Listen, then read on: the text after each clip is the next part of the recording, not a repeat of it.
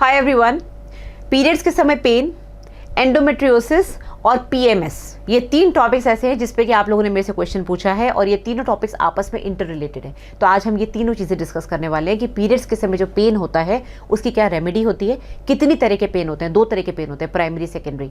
Endometriosis के patients को क्या करना चाहिए क्योंकि इनको जनरली पेन ही होता है और कभी कभी इनफर्टिलिटी। और तीसरी चीज़ पीएमएस यानी कि प्रीमेंस्ट्रुअल सिंड्रोम, यानी कि पीरियड आने से पहले जो प्रॉब्लम्स होती हैं, ओवुलेशन और पीरियड आने से पहले वो जो टाइम पीरियड होता है उसमें क्या होता है। ओके, तो इस वीडियो में हम ये सब डिस्कस करने वाले हैं।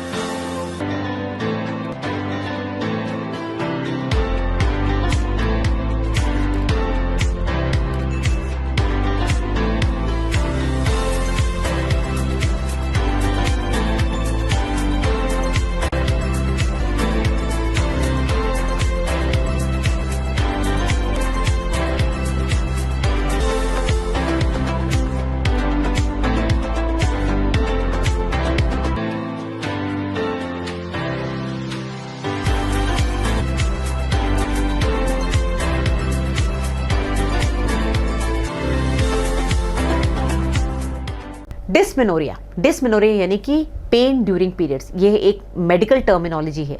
डिस्मेनोरिया यानी कि जब आपको पीरियड आ रहा है, आपको इतना दर्द हो रहा है कि आपकी लाइफ डिस्टर्ब हो रही है। हल्का फुल्का पेन सब सहते हैं, बट इतना डिस्टर्ब हो रहा है आपकी लाइफ में कि आपको या तो डॉक्टर के पास जाना पड़ रहा है, या फिर आप ऑफिस से छुट्टी ले रहे हैं, या फिर आप स्कूल नहीं जा पा रहे हैं, या फिर आप जो नॉर्मल घर की एक्टिविटी करते कुछ नहीं कर पा रहे, आप चादर ओढ़ के सो रहे हैं। तो इसको बोलते हैं डिस्मेनोरिया। 2 तरह का होता है, प्राइमरी एंड सेकेंडरी। प्राइमरी यानी कि जब आपको शुरू में पीरियड स्टार्ट हुए, सबसे पहले स्टार्टिंग से ही आपको ये पेन हो रहा है, उसको बोलते हैं primary dysmenorrhea. Primary dysmenorrhea start होता है पीरियड के साथ साथ। पीरियड जिस दिन आएगा उसी दिन 1-2 दिन पहले से आपके प्रोस्टाग्लैंडिन रिलीज होती है। मैं कई बार बता चुकी हूँ, पीरियड जब आता है तो आपके पेट में क्रैम्प्स आते हैं, और आपकी जो इंटेस्टाइन है, जो आंतें हैं, वो फूलनी शुरू हो जाती है क्योंकि वो भी क्रैम्पी हो जाती हैं। किसी किसी को डायरिया हो जाता है, किसी किसी को बार बार प्रेशर आता है, लेकिन ऐसा कुछ पॉटी नहीं होती है, बट प्रेशर बार बार आता है। तो बेसिकली ये प्रोस्टाग्लैंडिन्स हैं जो आपके पेट में मरोड़े लाते हैं और इसकी वजह से आपको 1-2 दिन पहले या उसी दिन से पेन स्टार्ट होता है। प्राइमरी डिस्मेनोरिया में मेन कॉज होता है प्रोस्टाग्लैंडिन। धीरे धीरे एज के साथ, जैसे जैसे आप बड़े होते हैं, बच्चियाँ बड़ी होती हैं, उनका शेड्यूल चेंज होता है, उनको आदत लग जाती है इस पेन की और साथ में उनकी हेल्थ थोड़ी बेटर होती है, तो ये प्राइमरी डिस्मेनोरिया अपने आप खत्म हो जाता है। अगर नहीं खत्म होता तो ये नॉर्मली डिलीवरी के बाद, शादी के बाद जब सेक्सुअल एक्टिविटी शुरू होती है तो ये धीरे धीरे अपने आप कम हो जाता है। ये होता है प्राइमरी डिस्मेनोरिया। 1-2 दिन रहता है, उसके बाद ये खत्म हो जाता है। जैसे पीरियड का फ्लो कम हुआ, ये दर्द अपने आप खत्म हो गया। सेकेंडरी डिस्मेनोरिया क्या होता है कि आपको पहले कुछ साल, 10-15 साल, 20 साल आपने आराम से निकाल दिए, उसके बाद आपको पेन स्टार्ट हुआ। आपको 15 साल या 13 साल पे पीरियड आया, आपने आराम से 30-32 साल तक आपको कोई दिक्कत नहीं हुई, उसके बाद आपको पेन शुरू हुआ, उसको बोलते हैं सेकेंडरी डिस्मेनोरिया। सेकेंडरी डिस्मेनोरिया में जनरली कोई ना कोई डिजीज़ होती है, यानी कि आपको कोई मेडिकल कंडीशन है जिस वजह से आपको ये प्रॉब्लम हो रही है। अब या तो वो एंडोमेट्रियोसिस है, या फिर अंदर फाइब्रॉइड बन रहा है, यानी कि यूट्रस के अंदर गांठ बन रही है, या फिर बच्चेदानी में इन्फेक्शन हो रहा है। कोई ना कोई कारण है जिस वजह से आपको पहले कभी पेन नहीं आया बट अभी पेन आना शुरू हो गया। इसमें बैकएक भी होता है साथ में, क्योंकि जो बच्चेदानी वो बिल्कुल ठेठ नीचे होती है और उसकी सप्लाई उन्हीं नर्व से होती है जो बैक को सप्लाई करती है। ये जो पेन होता है ये पीरियड के 1-2 दिन पहले या उस दिन स्टार्ट नहीं होता, ये स्टार्ट हो जाता है 10 दिन पहले से। 5-7 दिन, 10 दिन पहले से आपको नीचे हैवीनेस शुरू हो जाती है क्योंकि ओवुलेशन हो चुका है। अब आपका जो एंडोमेट्रियम है, जो अंदर की लाइनिंग है, वो मोटी हो रही है, अब वो मेंस्ट्रुएशन की तैयारी कर रही है, झड़ने की तैयारी कर रही है, आपका प्रोजेस्टेरोन हार्मोन बढ़ रहा है। उस समय आपकी जो यूट्रस की ब्लड सप्लाई है, बच्चेदानी की ब्लड सप्लाई है, बहुत ज़्यादा बढ़ जाती है। तो मान लो आपको इन्फेक्शन है, या आपको एंडोमेट्रियोसिस है, या आपको फाइब्रॉइड है, तो वहाँ पर ब्लड वेसल्स और ज़्यादा बढ़ेंगे क्योंकि वो उसको ग्रो करा रहे हैं। तो ये पेन आपको हैवीनेस 10 दिन पहले से स्टार्ट होगी और पीरियड आने के बाद भी कंटिन्यू रहेगी। कुछ दिनों के बाद जब पीरियड खत्म हो जाएगा, जब थोड़ी ब्लड सप्लाई कम हो जाएगी, हार्मोन सारे डाउन चले जाएंगे, तब ये खत्म होता है। तो सेकेंडरी डिस्मेनोरिया जनरली डिजीज से रिलेटेड होता है, इसमें आपका चेकअप बहुत जरूरी है। प्राइमरी डिस्मेनोरिया में कोई डरने की बात नहीं है, एक बार चेकअप करा लो, अगर कोई दिक्कत नहीं निकल रही तो बेसिकली कुछ होम रेमेडीज़ होती हैं जो आपको ध्यान रखना है। होम रेमेडीज़ में कभी भी लड़कियों को मैं ये नहीं बोलती भाई आप छुट्टी ले लें, या फिर आप बहुत ज़्यादा खाना खा लें क्योंकि आपको वीकनेस हो रही है, या फिर आप चादर ओढ़ के सो जाएं। आप जितना आराम करेंगे उतना ही आपके पेट में प्रोस्टाग्लैंडिन रिलीज होंगे, उतने ही गैस बनेगी, क्योंकि ब्लोटिंग होती है। जब आपने देखा होगा, जब आपको पीरियड पेन आता है तो पेट यूँ फूल जाता है, आप टाइट कपड़े नहीं पहन सकते, तो लूज़ कपड़े पहने, थोड़ी वॉकिंग करें, साइकिलिंग करें, स्विमिंग नहीं कर सकते पीरियड्स के समय, बट जो भी आप नॉर्मल काम करते हैं उसको रोके ना, क्योंकि उसी से आपका पेन कम होगा। योगा करें, हल्की फुल्की जिमिंग कर सकते हैं, सब कुछ कर सकते हैं। लाइट डाइट लें, क्योंकि आप जो भी खाएंगे वो एकदम क्रैम्पी हो जाएगा और आते उसको बाहर फेंकने की कोशिश करेंगी। तो हल्का खाना लें। माओं को मैं हमेशा बोलती हूँ ज़्यादा भर भर के ना खिलाएं, और स्पाइसी फूड ना लें, स्पाइसी फूड से और ज़्यादा पेन पड़ेगा। ठीक है, तो ये तो हो गया प्राइमरी डिस्मेनोरिया। सेकेंडरी डिस्मेनोरिया, अगर आपको लग रहा है कि पेन नहीं सहन हो रहा है, जाके चेकअप कराइए। डॉक्टर हो सकता है आपकी सोनोग्राफी करें, लैप्रोस्कोपी करें, तो ये सारे ट्रीटमेंट्स आपको मिलेंगे ना। दोनों के लिए ट्रीटमेंट जो हम पेन किलर देते हैं वो आपको पता है, या तो हम मेफिनामिक एसिड देते हैं या फिर हम बस्कोपैन देते हैं। कोई भी एंटी स्पाज्मोटिक हम आपको ड्रग देते हैं जिससे कि आपका स्पाज्म कम हो जाए। ओके, तो ये तो हो गया डिस्मेनोरिया। अब आते हैं एंडोमेट्रियोसिस। एंडोमेट्रियोसिस बेसिकली जब आपकी यूट्रस की लाइनिंग, जो बच्चेदानी के अंदर की लाइनिंग है जो कि झड़ती है पीरियड्स के समय, जब वो यूट्रस के बाहर होती है, तो यूट्रस के बाहर होगी यानी कि पेट के अंदर कहीं है, या तो वो पेशाब की थैली के ऊपर चिपकी हुई है, या पेशाब की जो नलकी है उस पर चिपकी हुई है, या फिर जो यूट्रस और पीछे जो बड़ी आंत है उसके बीच में जो एरिया होता है वहाँ पर चिपका हुआ है, तो किसी भी एरिया में एंडोमेट्रियोसिस हो सकता है। कभी कभी तो ये नीचे की तरफ ना होके कभी हाथ में, कभी स्कार में, यानी कि कोई आपका ऑपरेशन हुआ है उस स्कार पे आके चिपक जाता है, तो बहुत रेयर होता है, बट जनरली ये नीचे की तरफ यूट्रस के आसपास होता है। कहते हैं ये इसलिए होता है क्योंकि जब आपको पीरियड आता है तो जो ब्लड नीचे आ रहा है विजाइना से बाहर, वो कुछ ब्लड फैलोपियन ट्यूब के थ्रू पेट में भी जाता है, कुछ ब्लड पीछे की तरफ भी जाता है। तो जो थोड़ा बहुत ब्लड पीछे की तरफ पेट में गिर रहा है उस वजह से पेन होता है। और किसी किसी केस में किसी पेशेंट को अगर कोई जेनेटिक प्री डिस्पोजिशन है, यानी कि कोई ऐसी हेरिडेटरी प्रॉब्लम चल रही जिसमें कि माँ को भी और किसी और आंटी को या दादी नानी को अगर एंडोमेट्रियोसिस था, तो उनके अंदर वो डेवलप कर जाता है।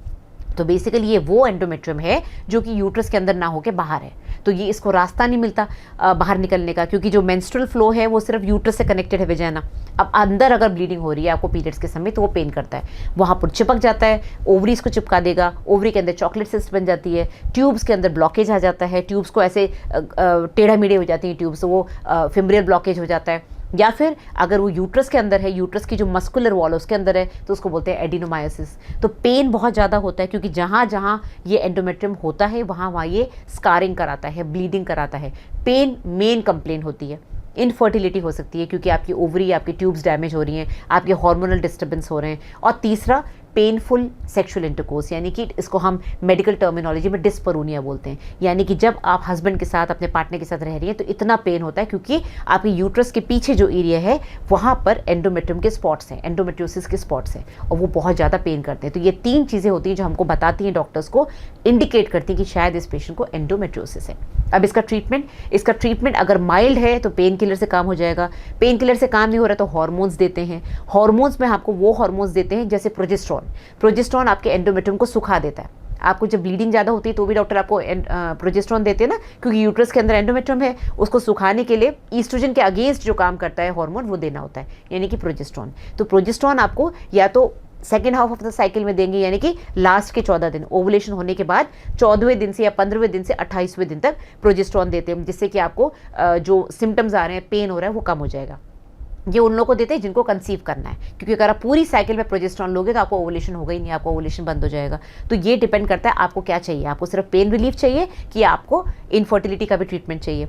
और अगर बहुत ज़्यादा सिवियर केसेस है, नहीं ठीक हो रहे, चॉकलेट सिस्ट बन गई, ऐसे केसेस में लैप्रोस्कोपी सर्जरी जरूरी होती है, नहीं तो उसके बिना कुछ नहीं हो सकता। सर्जरी करने से फ़ायदा होता है कि हम आपकी ओवरियन सिस्ट हटा देते हैं, जो अंदर गंदा ब्लड है उसको हटा देते हैं, जहाँ भी एंडोमेट्रियम बन रहा है, एंडोमेट्रियोसिस ग्रो कर रहा है, उसको हम गर्म मशीन से कॉटरी कर देते हैं, जला देते हैं। और अगर ट्यूब्स चिपक गई हैं, ट्यूब्स को हम फ्री कर देते हैं, तो आपकी मोटिलिटी ट्यूब्स की बेटर हो जाती है और आपकी फर्टिलिटी ठीक हो जाती है, या यू कैन से बेटर हो जाती है ना, इनफर्टिलिटी को हम रिड्यूस कर पाते हैं। तो ये तो हो गया एंडोमेट्रियोसिस, जिसमें मेन जो सिम्टम होता है वो है डिस्मेनोरिया, वो भी सेकेंडरी डिस्मेनोरिया। ओके, अब आते हैं आज का थर्ड टॉपिक, यानी कि PMS, प्री मेंस्ट्रुअल सिंड्रोम। किसी ने मुझसे पूछा है कि प्री मेंस्ट्रुअल सिंड्रोम और प्रेगनेंसी में क्या फ़र्क होता है। ये मैंने आपको पिछले वीडियो में बताया था, मिथ्स अबाउट पीरियड्स। PMS और प्रेगनेंसी दोनों में प्रोजेस्टेरॉन हार्मोन बढ़ता है, दोनों में प्रोजेस्टेरॉन हार्मोन बढ़ने की वजह से वाटर रिटेंशन होता है, आपकी अंगूठियाँ टाइट हो जाती है, उंगलियों में स्वेलिंग आती है, आपकी ब्रेस्ट टेंडरनेस होता है क्योंकि ब्रेस्ट में भी पानी भरता है, आपकी बॉडी में वाटर रिटेंशन की वजह से शायद 1-8 किलो बढ़ भी जाता है। ठीक है, तो ये सारे सिम्टम्स, साथ में ब्लोटिंग, गैस्ट्राइटिस, क्योंकि आपकी आंतें जो स्मूथ मसल्स है उनको प्रोजेस्टेरोन रिलैक्स करता है, तो आपकी आंतों की मोटिलिटी कम हो जाती है, कॉन्स्टिपेशन हो जाता है, ब्लोटिंग हो जाती है, थोड़ी इरिटेबिलिटी रहती है। तो ये होता है पीएमएस। और ओवुलेशन के समय जिसको पेन होता है, हर बार आपको लगता है कि मेरे को मिड साइकिल 14वें 15वें दिन मेरे को पेन होता है, वो ओवुलेशन पेन होता है, उसको डिस्मेनोरिया नहीं बोलते हैं, उसको बोलते हैं मिटल-स्मर्श सिंड्रोम। बहुत अजीब सा वर्ड है, मिटल-स्मर्श सिंड्रोम बोलते हैं, क्योंकि जब आपको मिड साइकिल में पेन हो रहा है, तो जब आपका अंडा फूटता है तो ओवरी में एक छेद बनता है, वहाँ पर कुछ ब्लड वेसल्स रप्चर होते हैं, तो वो हल्का सा पेन करता है, 24 घंटे के अंदर निकल जाता है। ज़्यादा पेन हो तो फिर आप उसको हॉट फोमेंटेशन कर सकते हैं, नहीं तो आप कोई पेन किलर ले सकते हैं। 24 घंटे के अंदर ये पेन खत्म हो जाता है। इसको बोलते हैं पीएमएस, इसको बोलते हैं मिटल-स्मर्श सिंड्रोम। तो डिस्मेनोरिया, एंडोमेट्रियोसिस और पीएमएस आज आपको समझ में आ गया। डिस्मेनोरिया प्राइमरी और सेकेंडरी होता है। एंडोमेट्रियोसिस मेनली ईस्ट्रोजन हार्मोन की वजह से होता है, उसको ठीक करने के लिए हम प्रोजेस्टेरोन देते हैं। और पीएमएस मेनली प्रोजेस्टेरोन हार्मोन की वजह से होता है, जिसको ठीक करने के लिए मैंने पिछले वीडियो में बताया था, विटामिन B6 देते हैं हम, प्रिमरोज ऑयल देते हैं जो कि कॉड लिवर ऑयल होता है, ई कॉड ऑयल देते हैं। इन सारी चीज़ों से आपकी जो हार्मोनल डिसबैलेंस है थोड़ा सा रिड्यूस होता है। तो आई होप आपको आज वीडियो पसंद आया हो। पसंद आए तो लाइक एंड शेयर जरूर करिएगा, सब्सक्राइब जरूर करिएगा। मेरे को मेरे सोशल मीडिया प्लेटफॉर्म से आप फॉलो कर सकते हैं। मेरा पूरा प्रोफाइल मेरी वेबसाइट पे है। मेरे से पर्सनल कंसल्टेशन के लिए आप इस नंबर पे व्हाट्सएप करें या फिर वेबसाइट के थ्रू मेरे से कांटेक्ट कर सकते हैं। Thank you very much.